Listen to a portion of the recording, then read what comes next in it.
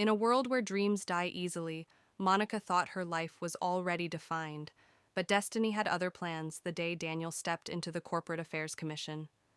Welcome to Tales by Jane Chloe. At 22, Monica had already lived a lifetime's worth of hardship. The world often described her as beautiful, not just in the physical sense, though she certainly possessed the kind of effortless grace that made people pause, but in her spirit.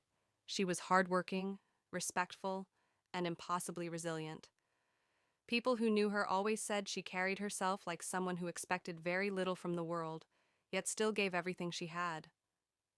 She grew up in Ajagunle, in a small room she shared with her mother and two younger brothers. Her father had died when she was 15, and since then the responsibility of holding the family together fell largely on her shoulders. She had managed to finish secondary school and even gained admission into the university, but reality crushed her dream before it could take form. There was no money, none for fees, none for books, none for transportation. She deferred her admission once, twice, and then let it go. Life demanded she work, not dream. Through a distant cousin, she got a job as a cleaner at the Corporate Affairs Commission. It was not glamorous. It definitely wasn't what she had imagined for herself. But she took it with humility and determination. Every morning she woke by 4:30 a.m., swept the compound of her family house, boiled water, prepared her brothers for school, and then rushed out for the bus that took her across town. Even at the office, she worked with the quiet excellence of someone who believed dignity lived in how a person carried out even the simplest task. She wiped tables with care, arranged files neatly, and greeted everyone with a smile, even when her body ached from exhaustion. The staff liked her. Some pitied her. Others admired her.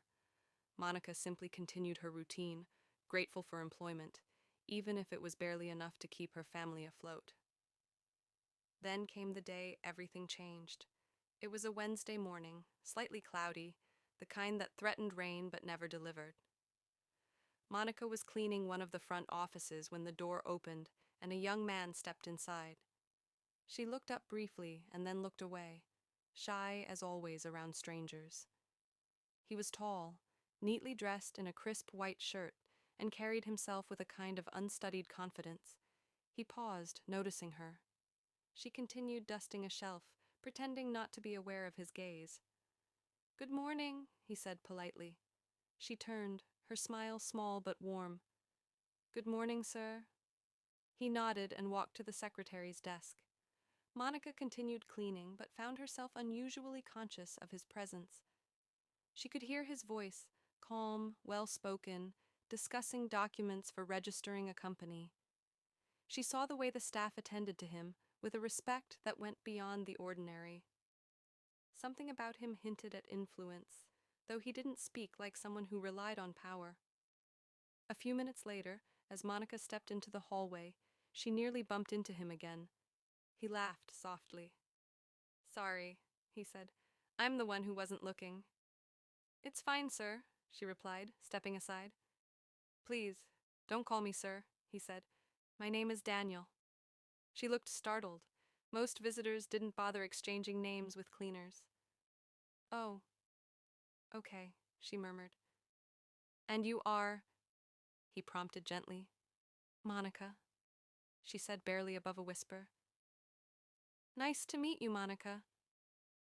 Their interaction was brief, but something about it stayed with her. She didn't expect to see him again, yet the next day he returned, supposedly to submit an additional document. The day after, he came again to clarify a clause. By the fourth day, even the staff joked that he was becoming a regular. When he saw her that morning, he smiled, like he'd been hoping she would be there. "Monica, hi," he greeted. She smiled shyly, glancing around to be sure no one was watching. "Good morning, Daniel." "How's your day going?" She shrugged. "Same as usual." "I was thinking," he said lightly, "maybe you could take a break later.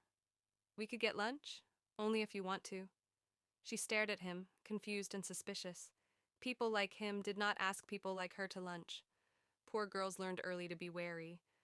I, I'm working," she stammered. "I know. I'll wait till you have your break." She shook her head. It's not, it's not proper.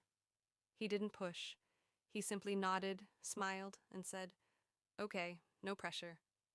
But that small kindness stayed with her the entire day. A few afternoons later, she finally gave in. They ate at a small restaurant across the street. She tried to refuse anything expensive, but he insisted on something simple and kept asking her questions about her family, her dreams, her life. He listened with genuine interest, not pity. She felt seen in a way she hadn't felt in years. Over the next few weeks, their friendship grew, slowly but steadily. Daniel visited for reasons that had nothing to do with paperwork. He waited for her break, walked her to the bus stop after work, and called occasionally to check on her. Staff members whispered, some teasingly, some judgmentally, but Monica ignored them. She couldn't deny that Daniel made her feel valued. Then came the day she learned who he truly was. She was helping carry files to the receptionist's desk when she overheard two staff members talking excitedly. "That's the son of the owner of Environ Oil," one whispered. "Multi-billion naira company. He's registering one of their subsidiaries." Monica froze. They were talking about her Daniel. Her heart sank. Suddenly, everything made sense. The way people respected him, the calm confidence he carried, the expensive car she had only glimpsed once when he dropped her at the bus stop. She felt foolish. How could she have thought someone like him would be genuinely interested in someone like her?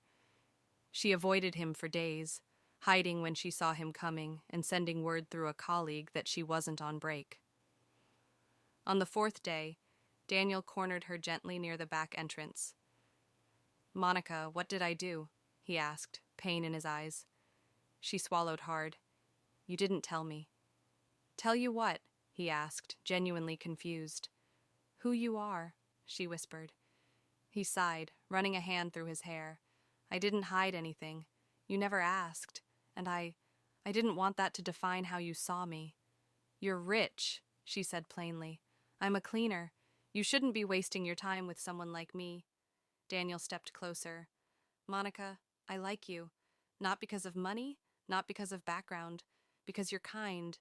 Because you work harder than anyone I've ever met. Because you don't pretend." Her eyes filled with tears. "People will laugh." "Let them," he said softly. "I'm not here for them."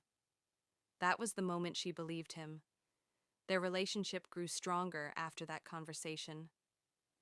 Daniel introduced her to his parents, something that terrified her, but his mother welcomed her warmly, recognizing sincerity when she saw it. His father, a stern businessman, took longer to warm up, but Daniel stood by her unwaveringly. Months passed, and then Daniel asked her the question she never expected. "Monica, would you like to go back to school? Finish your education?" She stared at him in disbelief. It had been her biggest dream, one she buried long ago. "But how?" she whispered. "I'll take care of the fees," he said gently. "Not as charity. Not because I pity you, but because I believe in you. You're too brilliant to let circumstance stop you." Tears streamed down her face as she nodded. With Daniel's support, Monica returned to the university. She balanced studies with caring for her family, and she excelled. Her confidence grew, her world widened, and she began to see a future filled with possibilities. Daniel stood by her through every exam, every long night of study, every moment of doubt. He didn't just give her money, he gave her encouragement, opportunities, and a sense of worth she had once lost. Years later, when she graduated with honors, Daniel sat in the front row, clapping louder than everyone else. Monica looked at him across the auditorium, her heart full. She remembered the day he first walked into the Corporate Affairs Commission, how she had been dusting a table, unaware that her entire life was about to shift. He had come to register a company. Instead, he registered himself into her destiny. Their story wasn't perfect, but it was real. It was proof that sometimes life surprises even those who have stopped expecting miracles. Proof that hard work doesn't go unnoticed forever. Proof that love can find anyone, even a humble girl sweeping floors. And for Monica, it was proof that one fateful meeting can change everything. Thank you for watching. Please remember to like,